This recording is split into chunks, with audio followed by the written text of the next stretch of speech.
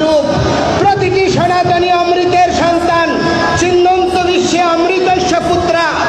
অনেকে তো একবার মরে, আর আমরা শুধু বারংবার জন্মগ্রহণ করি, আমাদের মৃত্যু হয় না। তো সুতরাং যাদের মৃত্যু নেই তারা কেন ভীত হবে? যারা ভীত হবে তারা অমৃতের পুত্র নয়।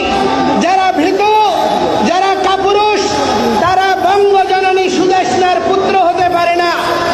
এই বঙ্গভূমি বলি মহারাজের পত্নী সুদেষ্ণার 5 পুত্রের অন্যতম, তৃতীয় পুত্র বঙ্গের নামানুসারে। এই বঙ্গের উত্তরাধিকার হচ্ছে আমরা। আমরা এই ভূমির ভূমিপুত্র। আমরা উড়ে আসিনি, আমরা মুঘল নই, আমরা ব্রিটিশ নই, আমরা ওলন্দাজ নই। আমরা আর সেই দিন সুযোগ দেব না। আমরা, আমাদের ত্যাগী সন্তরা, তারা এই আন্দোলনের মুখ হবে এবং নেতৃত্ব দেবে। আমাদের পেশাজীবীরা আমাদের শক্তি আর সামর্থ্যের যোগানদাতা হবে, আর ছাত্র আর যুবকরা এই আন্দোলনের সৈনিক হবে।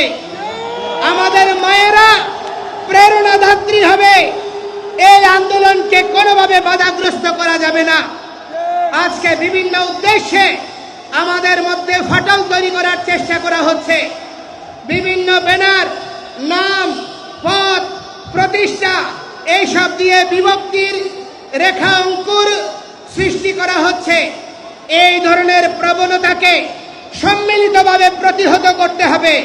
আপনারা সঙ্গে থাকবেন তো? এই আন্দোলনকে কোনোভাবে আমরা হারিয়ে যেতে দেব না।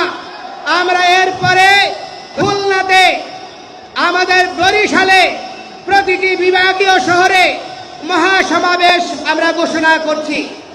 সেখান থেকে প্রতিটি জেলায় জেলায় সমাবেশ হবে এবং এই জেলা জেলা থেকে উপজেলায় যাব। তারপর আমরা ঢাকামুখী লং মার্চ করব। আমাদের এই আন্দোলন সুশৃঙ্খল আন্দোলন, কোনো রাজনৈতিক আন্দোলন নয়।